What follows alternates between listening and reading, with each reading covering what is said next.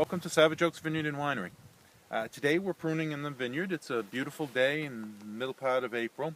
We're pretty well through the vineyard. We've got a few more days worth of pruning to go. But this is a little bit later than usual because we had a brutal winter and we wanted to wait and see how the vines made it through the winter before we made some of the pruning decisions.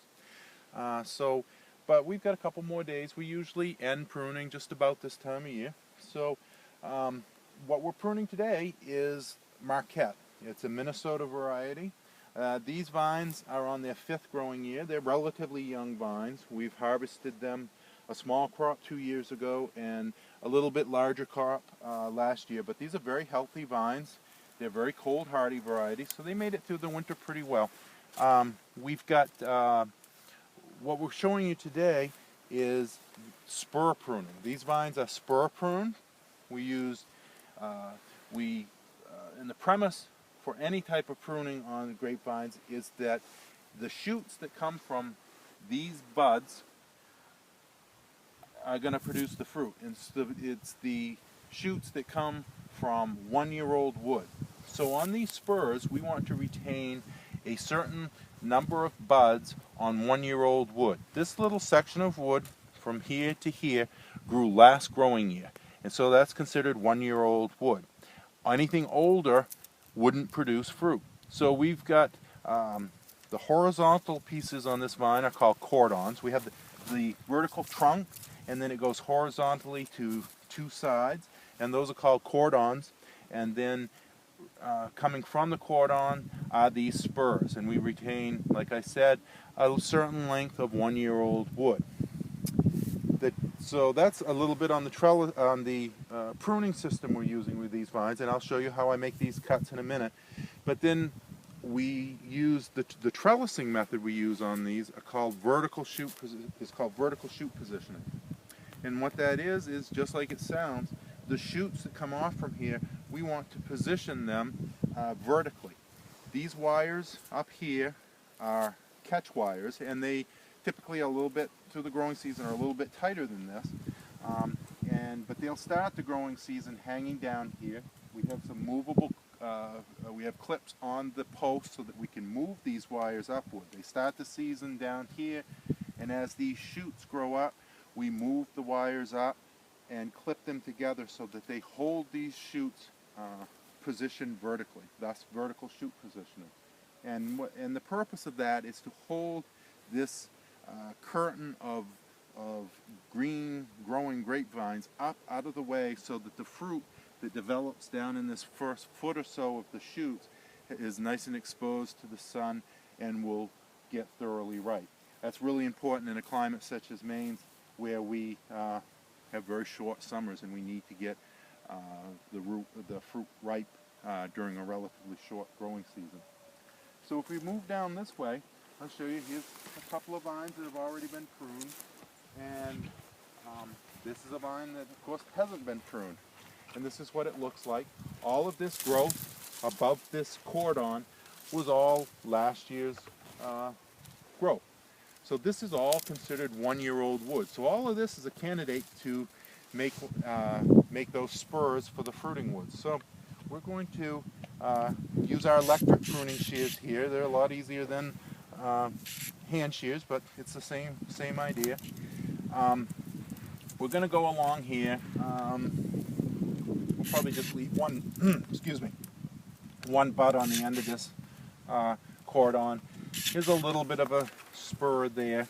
It's very small. What we're looking is for roughly pencil diameter size wood, and wood that's positioned pointing upward, because that's going to help us in that vertical positioning. So we're going to cut that one off there. We're going to keep this one growing up there. We're going to cut it off with about 3 to 4 buds. This one, we can see there's a bud there, and a bud there. So that's about a 3-bud spur. We're going to come here. This was last year's spur. It had 2 shoots growing out of it. We want to keep, if possible, keep the one that's closest to the cordon, because otherwise, from year to year, they would creep further and further from the cordon, and you want your fruiting zone down as close to this cordon as possible. So we're going to make our first cut right there.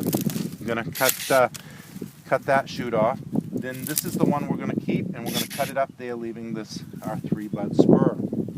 In this case down here, this next one, we've got a very healthy shoot that came, last year's shoot that came out of this position on the spur. We got these down here that didn't do very well. These buds down here are viable, so what we'll do is we'll clean that one up, but we'll probably keep one bud right there. And what that's going to do is that will probably grow this growing year, and it will work us next year a little bit closer to the cordon where we want to be. But for this year's fruit, we'll take a couple of buds. We got a bud there, a bud there, and a bud there. Again, it's a 3-bud spur that we'll leave up here. Go a little further down there. In this case, we'll probably keep this one that's closest to the spur, closest to the cordon. Again, cutting it off.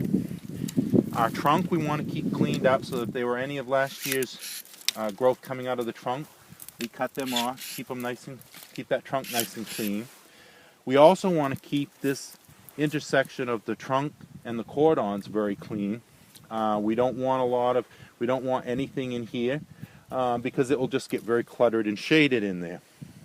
So we'll come over here. We're going to cut this furthest one off here. We'll probably keep this spur right here, and we'll go back and tidy things up after we're done. We're gonna take this one off here. We're looking for spurs roughly a hand width apart along the cordon. We'll come back and, like I say, clean it up. We're gonna try to keep that one for now. We're gonna keep this one. We'll look at it when we're done. This one here is pointing down. We're gonna take that one off. Going on there, we're keeping that one. We'll keep this one here for now because we kind of need some along here. And now we're coming to the end of the cordon. We're going to probably take this off, keep this spur. Now we'll go ahead and clean this up.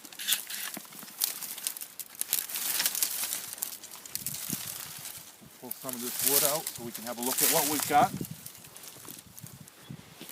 A lot of prunings that we end up pulling out of the vineyard, cleaning the vineyard up. We want to get this up. We end up burning this so that we keep any disease that might be in these vines out of the vineyard. So now we've taken all this old wood out of here. We'll start here. This piece we don't need.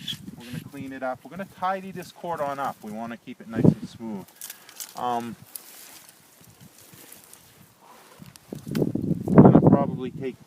We'll leave just one bud on this one,